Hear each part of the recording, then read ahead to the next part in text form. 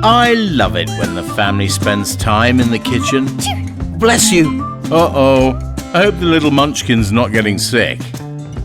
I know winter's not the favorite season for most of you, but I love it because I can do more with less energy. Remember the old days when humans had to adjust their refrigerator's temperature according to the weather outside?